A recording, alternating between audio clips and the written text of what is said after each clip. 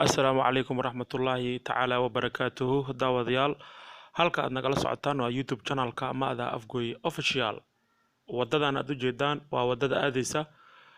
tuulooyin dhowr ah hoos yimaada degmada Afgoy oo ay ka mid yihiin Balbaley, Shukuru iyo sidoo kale tuulada lagu magacaabo Buulaxaartooy iyo Tajalaq balse aan ujeedkeen waxa uu yahay inaanu tagno tuulada Buulaxaartooy halkaas oo aanu ka soo booqan doono beeraha qurux badan balse nala daawada beerahan aan idin soo duubnay waxa ay ka mid yihiin beeraha ugu qurux badan degmada Afgoy ee gobolka Shabeellada Hoose